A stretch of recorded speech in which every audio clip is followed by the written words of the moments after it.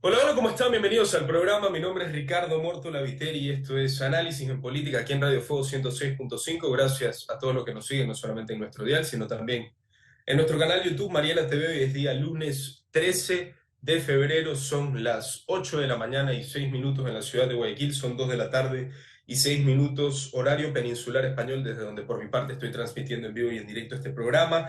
La semana antepasada, el final de la semana de las elecciones, el domingo 5 de febrero, fue un día de muchísimas sorpresas, de muchísimas conclusiones. Esta semana hemos tenido todo, seguramente chuchaqui electoral.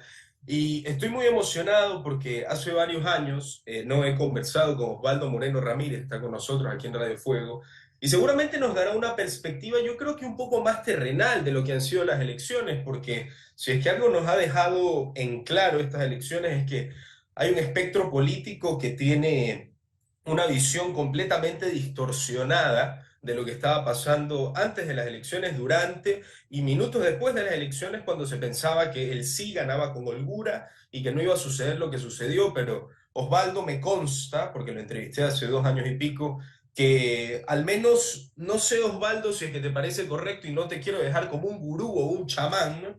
Pero antes de que Lazo se eligiera como presidente, ¿te olías alguna especie de auge y caída como el que está pasando ahora, Osvaldo?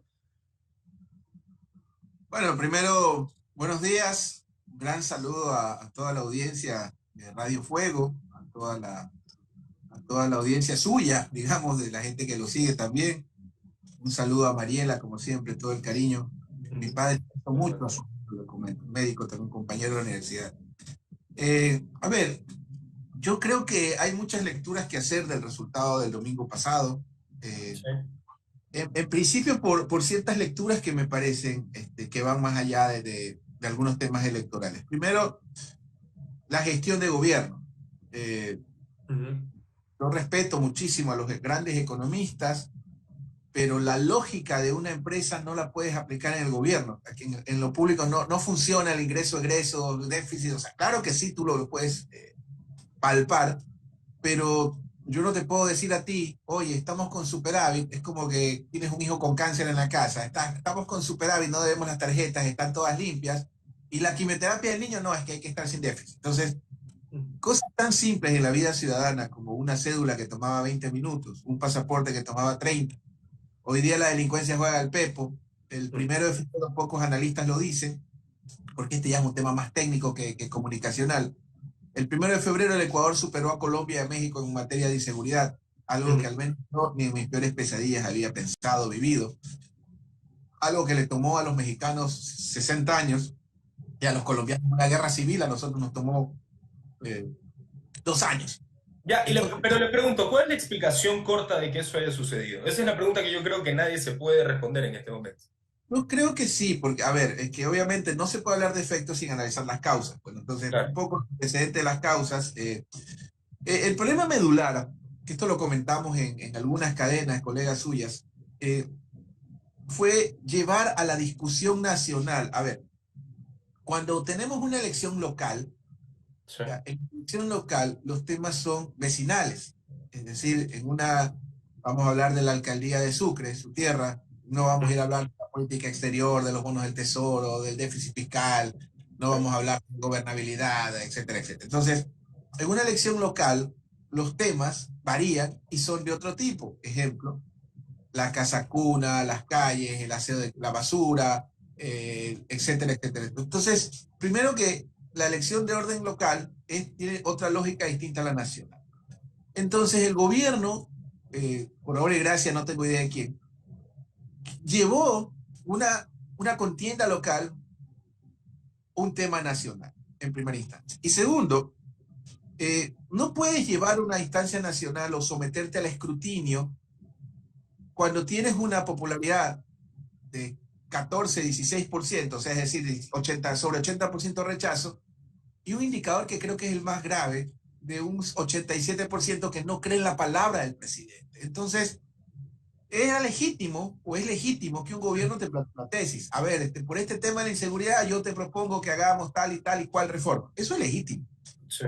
Juega la política. Entonces, haber sometido al escrutinio ciudadano la gestión del gobierno, quieras o no, obviamente eso le pasó una factura enorme al gobierno, sumado a otra brutalidad de ir a los medios de comunicación, ni siquiera eso, en cadena nacional decir, los que no votan por nuestra tendencia son drogadictos, marihuaneros, narcotraficantes, etcétera, etcétera. O sea, Pero basándome en las cifras que usted me da sobre la popularidad del gobierno y habiendo sido la consulta popular una especie de referéndum sobre la popularidad de ese gobierno, entonces los resultados no fueron tan malos por los números que usted me dice y cómo terminó al fin y al cabo la encuesta. bueno, este es uno de los indicadores, ¿ah? Y ojo que en algunas preguntas sobrepasa el 60%, ¿no? ¿Ah? Sí. Poco. Sí, sí, sí, no, no, no, pero me refiero obviamente en un tema de que Lazo es el gobierno tal vez más o de los tres más impopulares de América Latina, Osvaldo. Pero yo lo que no entiendo es que, por ejemplo, en segunda vuelta, Lazo, digamos, eh, apaciguó su discurso a base del gobierno del encuentro, dejó de hablar de Correa y de Venezuela, etcétera, y eso lo llevó a la presidencia. ¿Por qué cree usted, como consultor político, que él no supo, digamos, manejar sus emociones y hacer de esta consulta popular no un referéndum entre los que apoyan al narcotráfico y los que no lo apoyan, y pudo haber hecho un referéndum como una especie de alternativa simplemente, y el que escoja no, pues era su decisión democrática? ¿Por qué fue tan agresivo el presidente utilizando sus palabras? Yo creo que para empezar nunca debió darse esa consulta. Ese creo que fue el primer salto al vacío. Usted votó todo no, en raya, PAC. El primer paso es haber convocado una consulta en un momento que no era el indicado. También en política tienes que ver el timing, pues, ¿no? Entonces, el primer error fue haberlo hecho en un momento que no correspondía.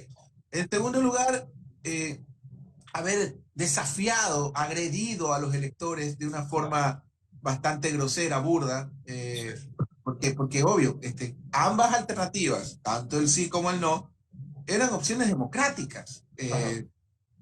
Yo podría irle uno por uno, por ejemplo, y también un poco de la deshonestidad intelectual, de estos mitos, por ejemplo, la famosa base de Manta, por ejemplo, hay 11 bases en Colombia y cada día rompe el récord mundial de exportación de cocaína.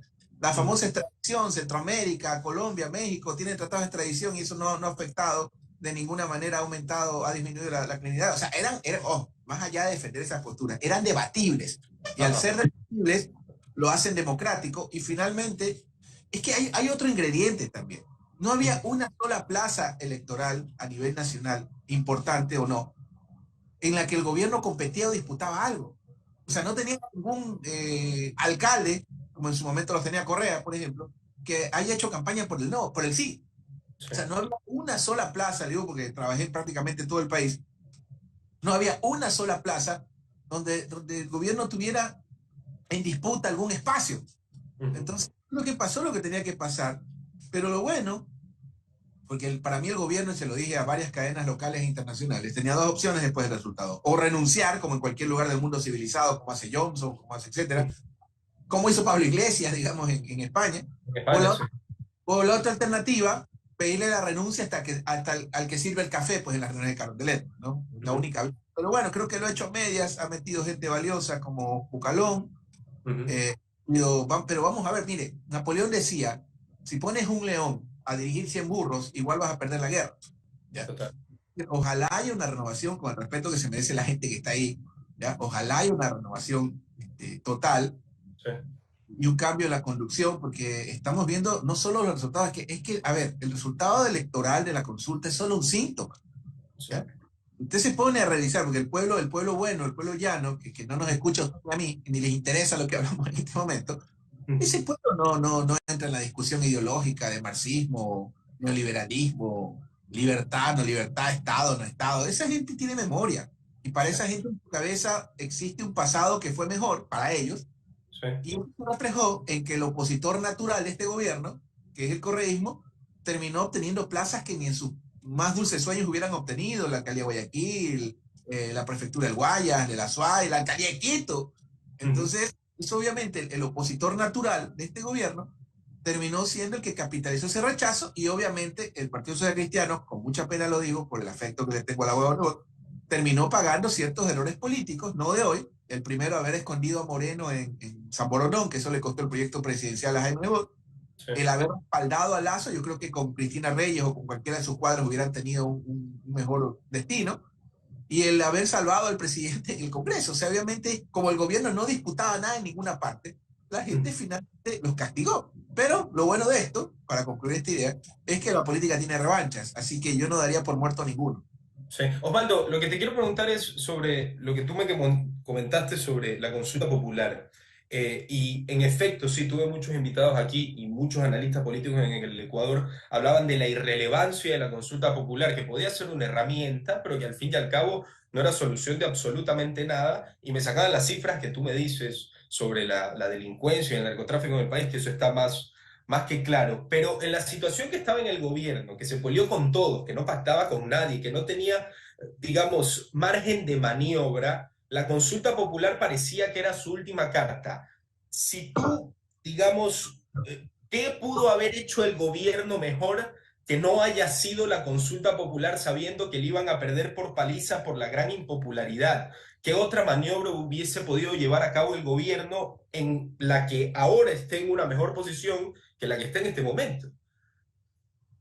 Vea, mi querido Ricardo, conducción, gestión, gobernabilidad, inversión pública. Ujú. Aquí, lo que pasa es, a ver, yo creo que el Ecuador tiene un gran problema. Ese sí creo que es nuestro problema medular. Primero, el problema es que no nos es como en la familia. Ujú. ¿Cuál es la clave, la base de, creo yo, bueno, no tengo tantos años de casado como tuvieron mis abuelos, tuvieron 62 años de casado, creo que Ujú. los suyos van también. Pero en todo caso, yo creo que la base de todo, y pongo el ejemplo de la familia, el micro, es la comunicación. Y no hablo de la comunicación de gobierno, sino la interacción entre los actores. Y en este país, les pongo un ejemplo. Ujú. Trabajando en las tres regiones del país, me coincidí más de una ocasión con el señor Elías Giza, por ejemplo. ¿Ya? Ajá. Me lo encontré en Naranjito, me lo encontré en la Amazonía, me lo encontré en todas partes. Impresionante, tipo en Claro, campaña. estos lados donde Lazo nunca pisa, ¿no?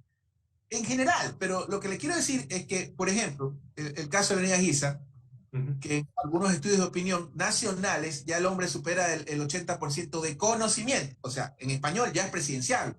Ujú. Pero, por ejemplo, algo que yo le digo a la gente de las grandes urbes, candidatos que hemos tenido, yo siempre digo, no puedes olvidarte de las periferias.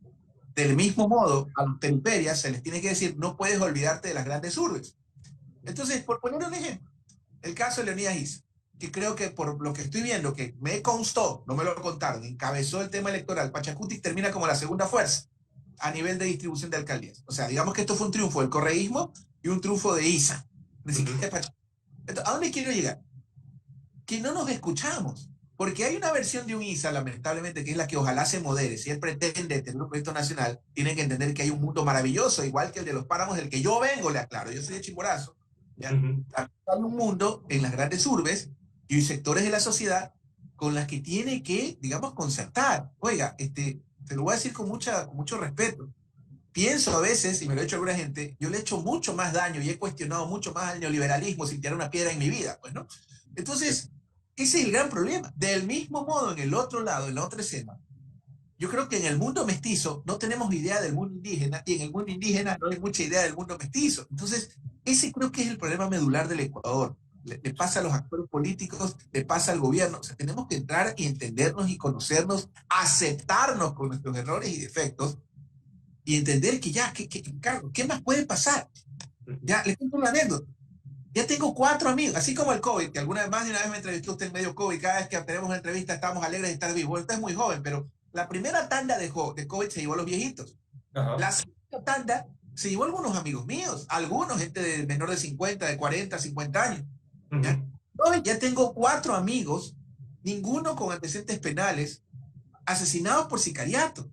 Ujú. Cuatro conocidos míos. O sea, esto es espantoso. Entonces, hemos llegado, hemos tocado fondo y los únicos que nos pueden sacar de aquí somos los propios ecuatorianos y no veo otra vía que no sea el diálogo, la concertación, digamos, el escucharnos, como decía Alfonsín en Argentina, democracia se cura, se educa y se desprotege.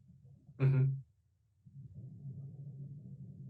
Osvaldo, me encanta, me parece que se cortó al final, me encanta que hayas dicho la frase de Alfonsín, porque ahora que la derrota electoral se ha consumado, han salido a hacer alegaciones de fraude electoral. Diana Tamait ha salido a denegarlas todas y parece que hubo una filtración, me parece que fue de la Posta, que comentaron que Lazo le gritó en el teléfono a Diana. digamos, no solamente se pierde, sino que se pierde sin estilo, ¿no te parece? Vea, y esto es chistoso. Me Ujú. imagino que usted está en España estudiando, ¿no? Perdón que Sí, sea. sí, sí. ¿Qué Sí, está no, no, estudiando? no. ¿Qué está estudiando? Periodismo, periodismo. Usted, periodismo, perfecto. A ver, yo creo que usted está para ciencias políticas, ¿ah? Considérelo después de terminar el periodismo. Ya que está por allá, aproveche que está joven, soltero ese largo, estudie también política. Sí. Mire, verá, con mucho respeto, no es que me ando metiendo en su vida. No, no, no, no, Osvaldo, ¿qué va a querer? ¿Qué va a querer? Por favor. De, Pregúntele a sus profesores, que al final el periodismo es una ciencia social también. Ajá. Eh, este debe ser el único país del mundo, mi querido Ricardo, del planeta, donde el que controla, el que tiene el control sobre el organismo electoral reclama fraude.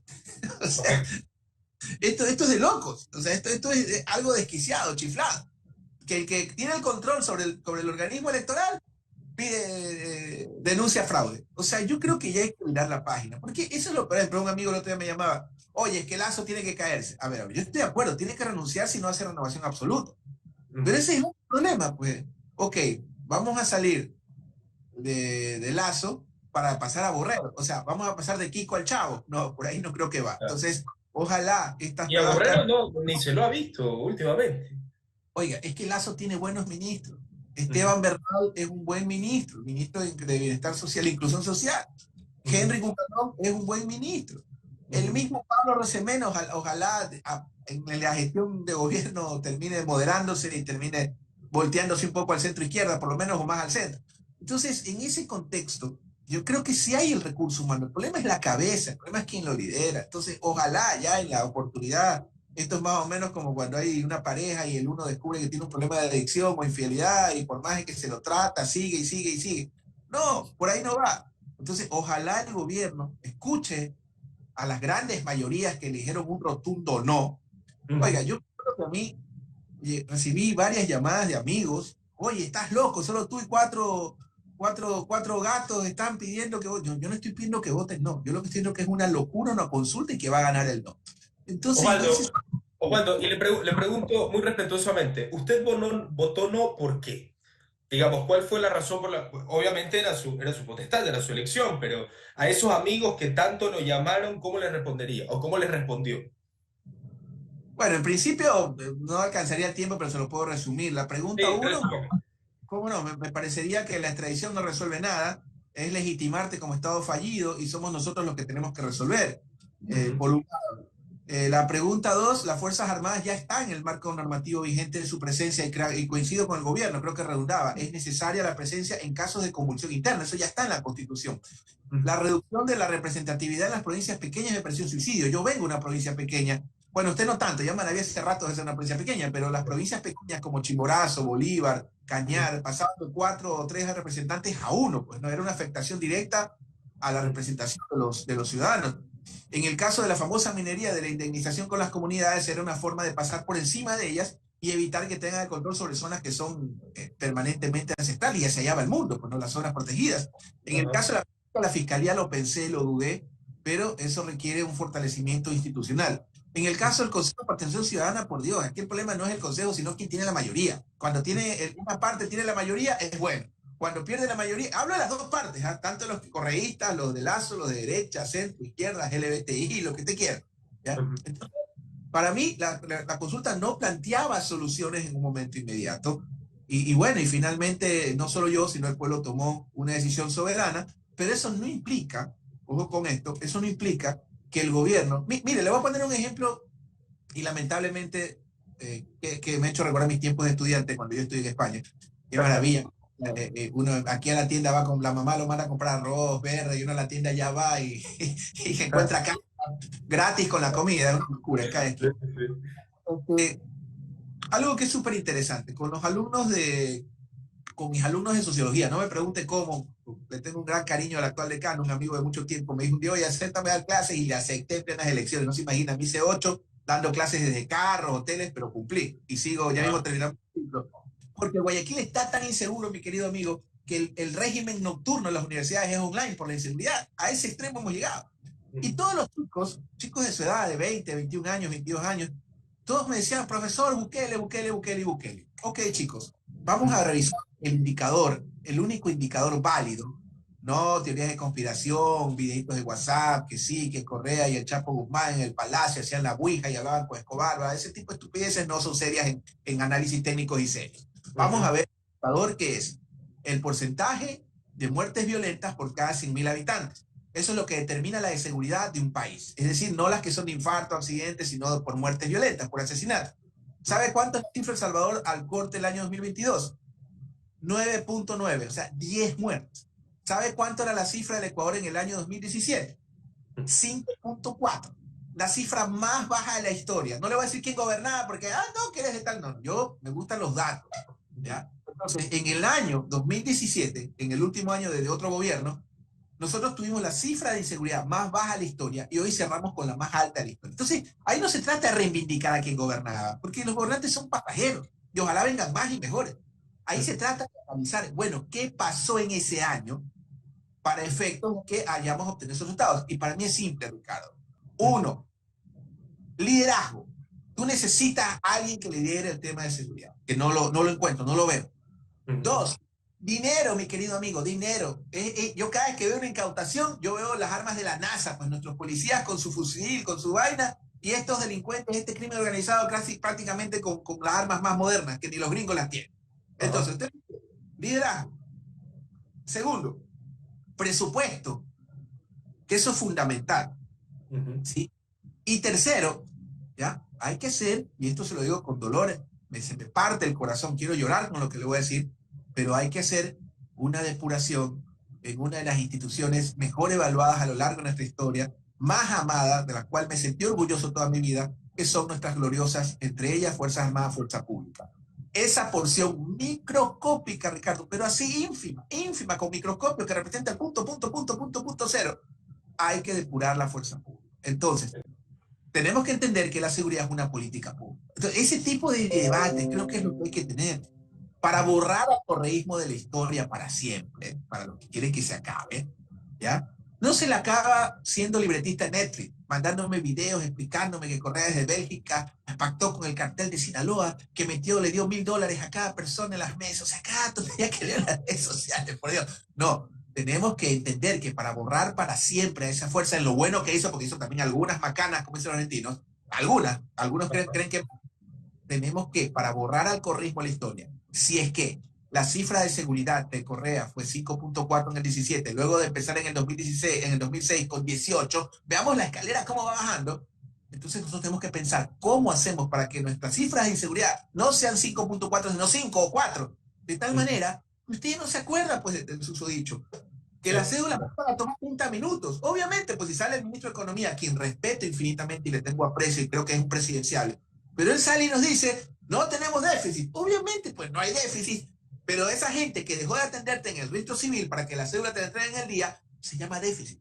Ahí está el público, la inversión pública. Entonces, estoy de acuerdo contigo en el punto de que las personas no se ponen a hacer teorías más allá de lo que ven en el día a día, y el día a día es lo que tú me dices. Las cifras hablan por sí solas. Tal año estábamos así, este año estábamos así, y la gente, por supuesto, ve el correísmo como un mejor pasado, y eso es una realidad para le guste ni le guste. no imaginen su tierra. Sí, sí, sí. No, no, no. Sí, sí, sí, total. Y algo que le quiero preguntar, Osvaldo, ya para terminar, que estamos con segunditos nada más. El Partido Social Cristiano se entiende que ha sufrido un gran revés. Pero yo quisiera que usted, por supuesto, es muy difícil señalar un culpable, pero fue que Cintia haya sido la última alcaldesa fue gran parte de la caída del Partido Social Cristiano, al menos en la alcaldía de Guayaquil, o no es una tesis suficiente? Vea, estimado, yo nunca he visto muertos en política. He visto dinosaurios, sí, algunos, pero muertos nunca he visto en política. Es más, O yo sea, creo que más, a Cintia no la da por muerta. a ningún político, a ningún, y discúlpeme la comparación, ¿ya? Yo no pierdo la esperanza y estoy seguro que a su tío Leonardo algún día lo veré de prefecto de la provincia. Estoy más que seguro que eso va a pasar algún día, pero eso va No, a no, pasar. no diga eso, que ella no, ya no quiere tener nada que ver. ¿Ah? Me va a llamar y me va a pegar una rentelada por su culpa. dígale que yo me encargo de eso, yo lo ayudo. Pero en todo caso, no hay político, y es mentira, ningún político. Lo que pasa es que él ahora está dedicado a curar a su pueblo como lo ha hecho toda su vida, él, igual que su abuelo. Ya Sí, son sí. dos que vienen curando a la gente. Yo he sido testigo de la labor que ha hecho su tío, no solo en Sucre. Pero al margen de eso, o sea, lo que le quiero decir es que no hay muertos en política. Ella tiene muchas responsabilidades, pero más allá de eso, eso de hacer leña del árbol caído facilito, analicemos un punto. El problema, más que volverse una teenager feliz, yo no voy a cuestionar su vida pública o personal, perdón, que eso me parece ruin, pero sí tengo que decirle que el gran problema de la doctora Viteri es que nunca construyó una impronta, nunca terminó de consolidar un liderazgo personal o una impronta, ¿ya? Porque tenía a la sombra dos monstruos en gestión de gobierno probada, que fue el ingeniero Férez Cordero y el abogado Jaime Nebot. Entonces, lamentablemente la doctora Viteri nunca terminó de consolidar un liderazgo personal, de consolidar un liderazgo propio, de crear una impronta, digamos, una impronta personal de gobierno. Obviamente los errores, sin duda, los casos, las denuncias de corrupción, etcétera, etcétera, etcétera. Pero en todo caso, yo no la daría por muerta. Y lo mismo con la prefectura del Guayas. Yo creo que la ex prefecta, bueno, la que sigue siendo prefecta encargada, porque no fue electa prefecta del Guayas, creo Ajá. que también dio una serie de errores, sobre todo falta de modestia, de humildad. Y finalmente el correísmo capitalizó eso. Y ojo, ojo, recordemos que el correísmo es el cuarto intento por ganar la alcaldía de Guayaquil. Y en Correcto. la última elección que lo intentaron solo sacaron la misma votación de ayer, 39.9, casi 40%. En Ujú. Quito está recuperando la alcaldía de Quito. Barrera fue el alcalde del correísmo anterior. En Azuay, bueno, está esto es inédito, gana la prefectura con el amigo Juan Cristóbal Lloret. Pero un Ujú. abrazo, espero que me perdone porque yo estoy apoyando a otro candidato. Pero al margen, amigo Juan Cristóbal, un abrazo y una felicitación. Pero al margen de eso, creo que hay muchas lecciones que aprender. Y para quienes llegan al poder, entiendan que son delegados, que el poder es prestado, el poder es para servir, el poder es para terminar tu mandato y estar como su abuelo después de un ministerio, feliz en su casa, viendo pajaritos, la playa, sirviendo, etcétera. Como cuando alguien como puede estar en paz, caminando por la calle, como el mismo Lucio Gutiérrez. Usted, Lucio Gutiérrez, yo me lo encontré hasta en la metrovía, por ejemplo, al expresidente Gutiérrez. Entonces, el poder es para servir y para poder caminar y vivir en paz. Y eso sí es posible porque creo que hay políticos honestos que lamentablemente a veces intentan retirarse de la política. Así es. Osvaldo, gracias por haber estado con nosotros aquí en Radio Fuego. Es un placer tenerte. Esperemos que muy pronto podamos entrevistarte nuevamente. Un gran abrazo, un saludo a su mamá y siempre a la orden. Hasta luego.